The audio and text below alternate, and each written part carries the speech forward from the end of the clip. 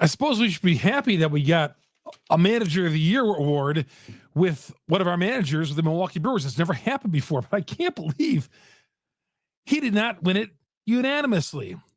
We'll get to that coming up next here on Locked On Brewers.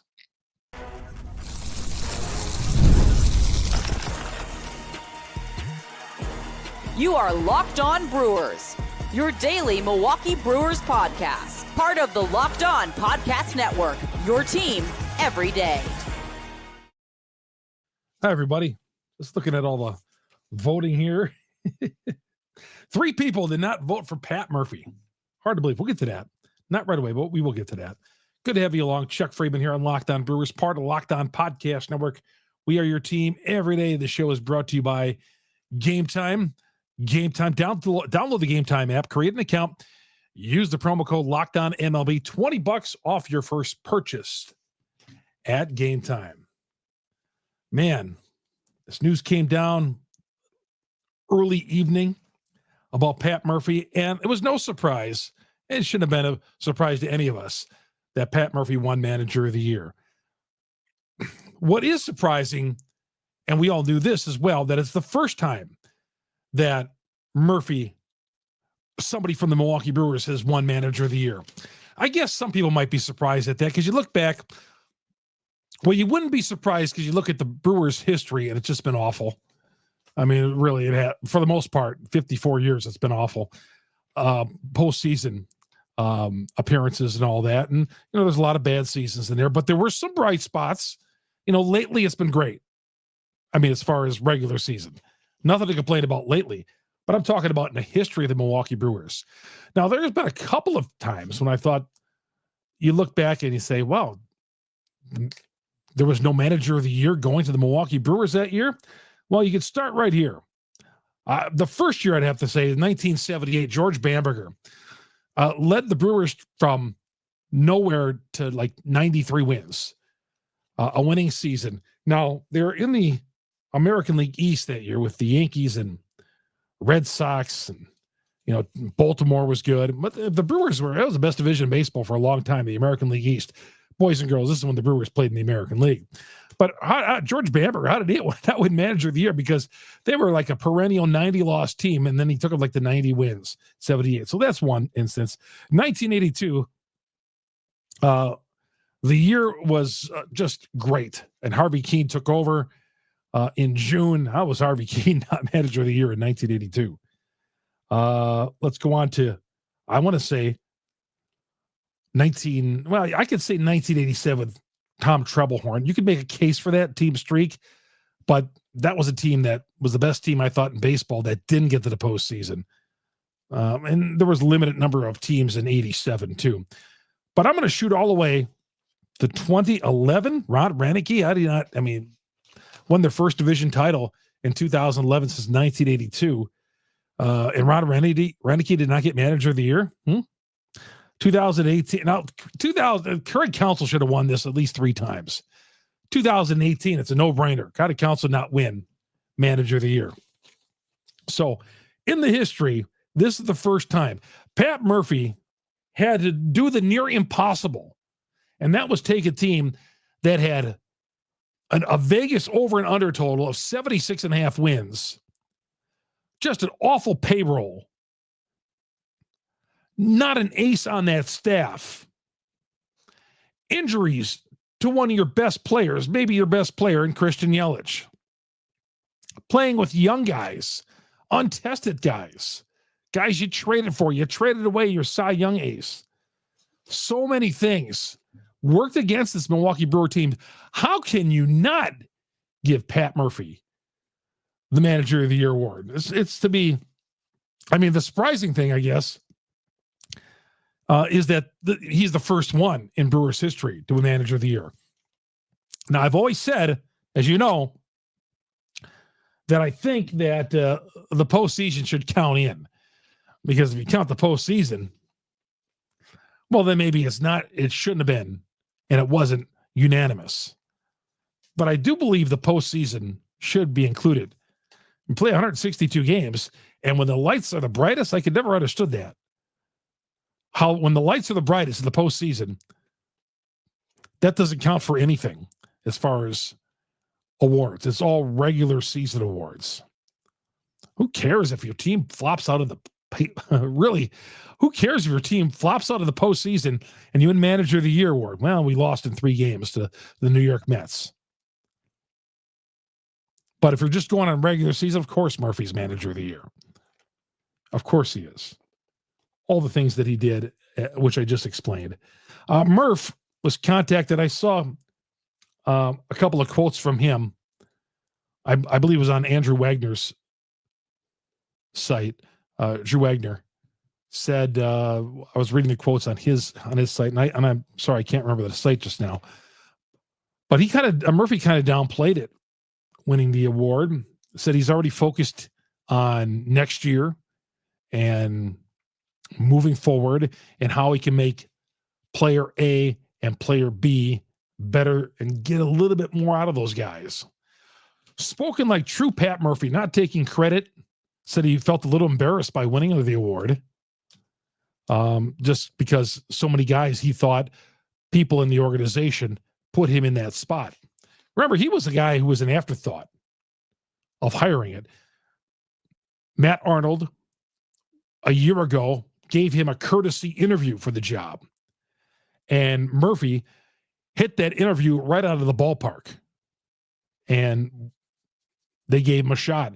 And Murphy was supposed to be this guy who was going to just, with this team, make sure everything is good. And we're going to rebuild this year, kind of, and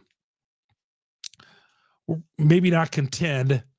But you got Ricky Weeks as your assistant manager. I mean, they brought him in.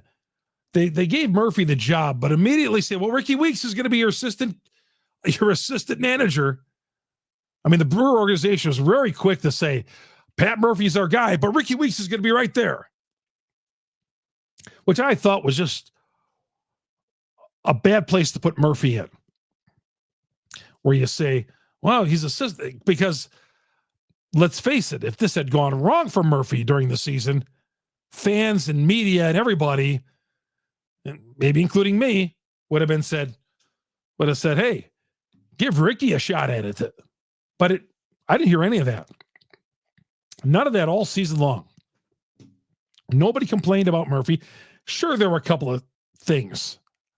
Very few complaints about Murphy. Very few. And of course, that when things are going right, you win 93 games, you're not going to have very many complaints. I had a couple of complaints with this batting order and a few like that, but Murphy was great. Most of the time, outthinking the other manager. He was ahead of the curve. Here it was, old school people said, well, geez, what is a 65-year-old guy? How is he going to relate to these young guys? He was fantastic. He was like, he's a college coach. He was like that college coach coming in, all right, with that little bit of youth, and he related to everybody. Just fantastic. Classic cases, which I always say, you never hire anybody or you never disclude anybody because of their age. Say, well, we're not going to hire him. We're not going to hire her. We could hire somebody younger. I never thought that was, always thought that was a terrible way to go in any walk of life. Murphy was the perfect guy for this team. And I hope he's going to be the perfect guy for next year's team and the year after that. But yeah, when they hired him, it seemed like Murphy was hired there as a placeholder, and he was going to teach Ricky everything that he knew about baseball. And Ricky, this is how it's done, and this is how it's done. And eventually, and it still may be the case, but in due time, Ricky was going to take over. Pat Murphy's the manager of this team. You win Manager of the Year, he ain't no placeholder. He showed that. Murphy did it for all the guys, and he didn't do it. He is not saying this, but all the guys who've never really gotten a shot. I look at that too. Murphy is the older guy who never really got his shot, but got his shot and made the most of it at a later age. He got a little bit of a shot with San Diego. Not really, though. He was a placeholder in San Diego. But he kind of got this, and I'm glad they didn't put the interim tag on him. He was like, well, let's give Murphy a shot at it, I guess. But let's hire Ricky Weeks. Make sure Ricky learns everything he can from Murph, because Murph's a smart baseball guy. You knew that going in. Mark Attanasio even said, the 10 years being around Murphy, his relationship with Murphy was pretty much on the surface. He said, yeah, we joked around a lot, but Attanasio, most of his baseball stuff, he went right to counsel for that. Wasn't Murphy. Murphy was just a nice guy assistant coach. So his relationship changed with Murphy this year. Good. Murphy's the guy. Murphy is nobody's placeholder. So very cool. Murphy was manager of the year. Now, my problem with this is how come he did not get all the votes? Yeah, there's a few people. There's a few people that needs to be called out. I'm not going to call them out, but I'm going to call out their publications. How is Pat Murphy not? I mean, that bothers me. It really does. We'll get to that coming up next. Chuck Freeman here on Locked On Brewers. Locked On Brewers, part of the Locked On Podcast Network. We are your team every day. FanDuel, America's number one sportsbook. FanDuel, get ready to tackle the NFL season. Here we are down the stretch. FanDuel, America's number one sportsbook. You can bet live betting with these guys. You get that hunch in the middle of the game. Check out the latest stats on FanDuel.com. And you'll see the live play-by-play and so much more. So if you want to make a live play, go ahead to FanDuel. And right now, even better, new customers, you bet $5 and you win that bet, you're going to get $150 in bonus bets for all new customers. So let's say you put some in the account. You bet $5 on UW Green Bay to cover the spread. You win it, they're going to put $150 in your account in bonus bets. It's that easy. But you got to join FanDuel.com today. FanDuel.com. Bonus bets, $150 when you win your first $5 bet. And that live betting, I'm telling you, I've done that and I've come up huge, especially in the NFL and in college football as well. NFL and college football. That to me are my two places to go. But never waste a hunch. Make every moment more with FanDuel. FanDuel, the official sports betting partner of the NFL. Chuck Freeman here on Locked On Brewers, part of Locked On Podcast Network. We are your team every day. By the way, you got a podcast on Google, Spotify, Apple, wherever you download your podcast. We are there. Always run into people who listen to the podcast, view the podcast, and man, I can't thank you enough. Ran into somebody tonight at a Laconia girls basketball game. One of the kids' grandfathers, huge Brewer fan, had a Brewers jacket. His wife said, my husband listens. And I talked to the husband. He watches on YouTube. By the way, YouTube, where he catches it, you catch it as well. YouTube, a growing YouTube page.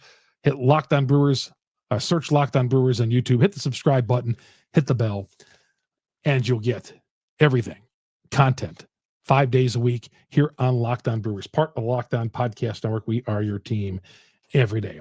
And of course, the audio platforms, Google, Spotify, Apple, wherever you download your podcast, that's where Locked On Brewers is. There's so many other platforms as well. There's dozens. We're on all of them because we're the number one Brewer podcast on the internet because of you, great Brewers fans. All right. Who else did not vote for? And I knew there was going to be somebody. I knew it. I said it should be unanimous, but there were 3 people who did not vote Pat Murphy manager of the year. My first inclination was this. Well, when stuff like that happens, when somebody should be unanimous, it's usually because somebody has an axe to grind against that manager, or that manager didn't answer a question from that media member the proper way, or blew him off or whatever. And none of that happened with Murphy. I was around Murphy a lot this year. Murphy didn't rub anybody the wrong way. In fact, he over accommodates the media. Murphy does his press conferences, and then he's sitting there and he's like, "Oh, that's it, okay." Before his press conferences, Murphy's got such a great relationship with the media. He does something I've never seen before. He'll walk into the media auditorium to talk to the media, and he'll ask, "Hey, is anybody new here? Is anybody new? Oh yeah, so and so. Oh yeah, where are you from? Okay." I mean, never seen that ever before. So nobody's got an axe to grind with Pat Murphy. So my next question: if there was 3 people who didn't vote for Murphy, well, they must have voted for their hometown manager. And it sounds like something like that happened. So Murphy didn't get 3 votes. One of the votes he didn't get was from the San Diego Union Tribune. I'm not going to say the guy's name or the lady's name in any of these 3. I'm not going to shame them that far, but I'm going to say where they're from. The San Diego Union Tribune, who covers the San Diego Padres.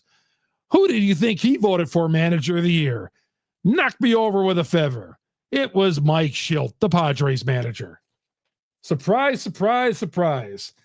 You know why? Because he's going to tell Mike Shildt, "Hey, Mike, guess what? I voted for you." Mike Shildt, manager of the year. He shouldn't have got a second or a third place vote, but Mike Shildt didn't do any better job during the regular season than Murph. Again, do we got to talk about payroll? Do we got to bring that stuff up? Mike Shildt. Again, I like Mike Shildt. Probably should have never been fired from the Cardinals. Manager of the year over Murphy? Come on. So the San Diego Union Tribune, who had to probably answer to Mike Shildt, maybe a spring trading. I don't know. Shildt seems like a pretty good guy. But Mike Shildt was not manager of the year. Did not deserve a first place vote. The next one, the Press of Atlantic City, which I've never heard before. I've never heard of the Press of Atlantic City. I had to look it up in the internet.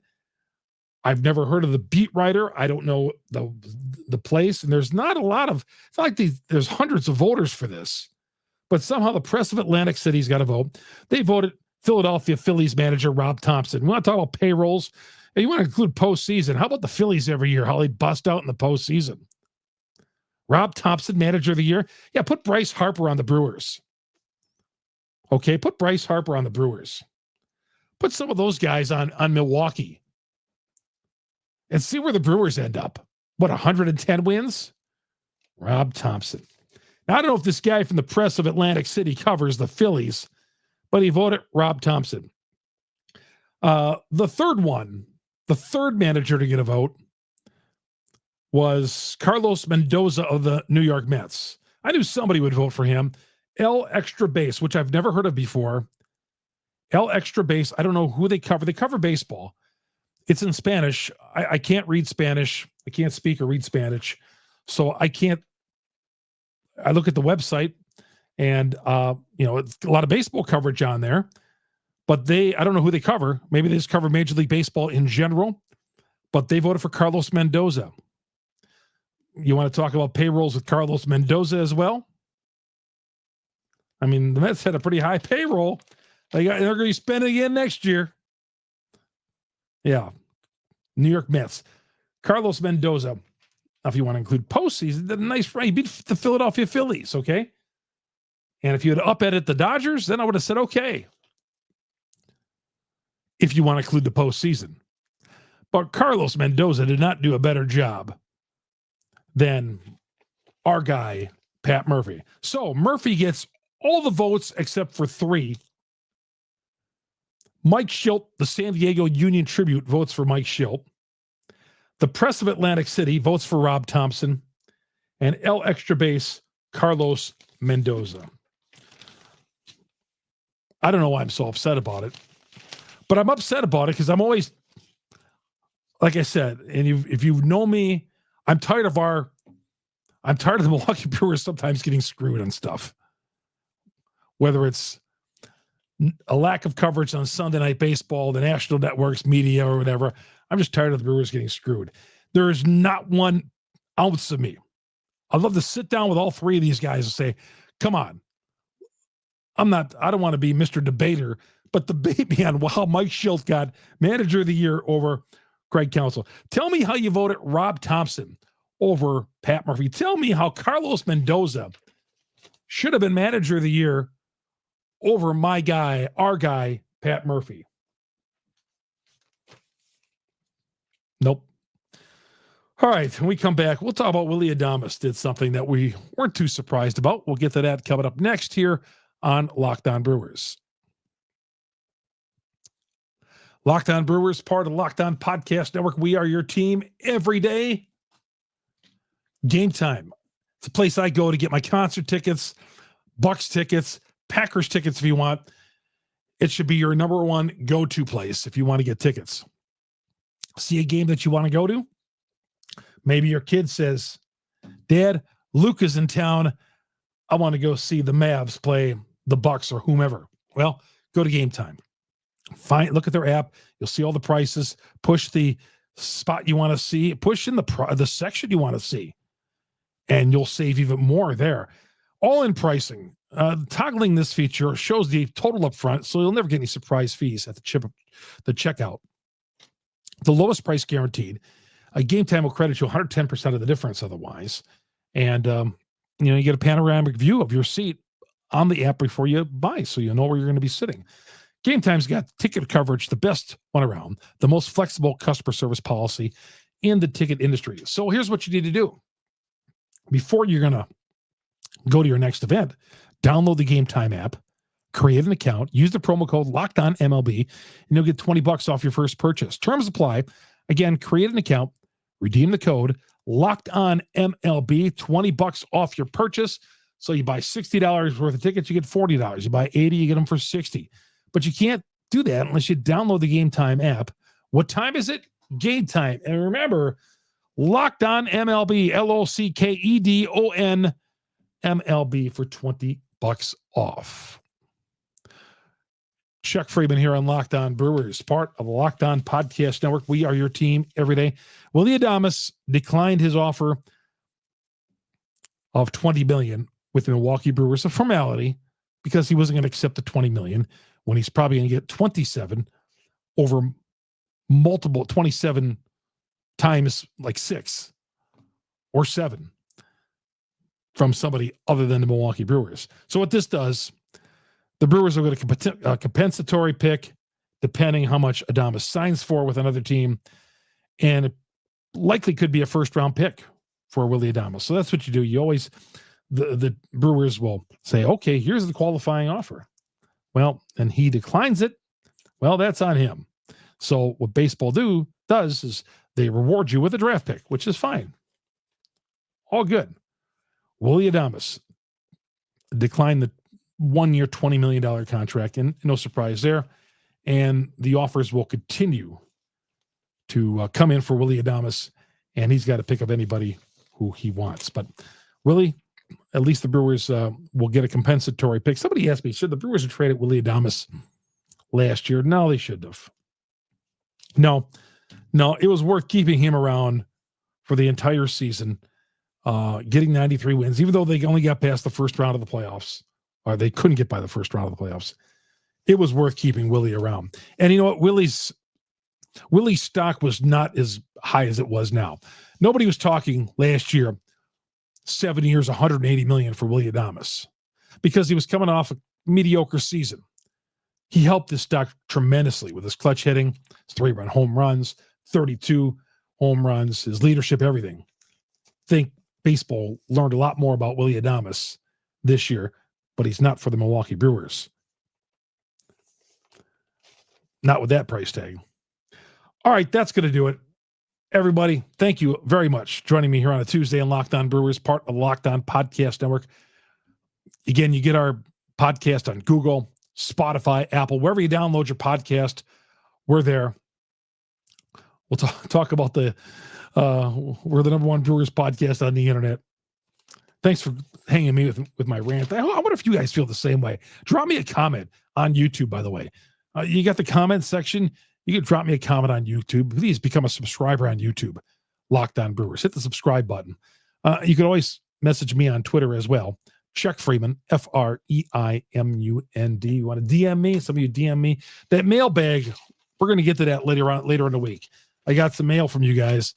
I call it a mailbag. We're going to try to do that once a week. I got some of those DMs that you sent me. We'll take care of some of your Brewers questions a little bit later on in the week. But that's going to do it for me. Thanks for making us your first listen to every day here on Locked On Brewers. For your second listen, go to Locked On MLB. My guy Sully is going to have all the questions and answers regarding baseball's hot stove league. Until tomorrow, Chuck Freeman, Locked On Brewers, part of the Locked On Podcast Network. We are your team every day. So long, everybody.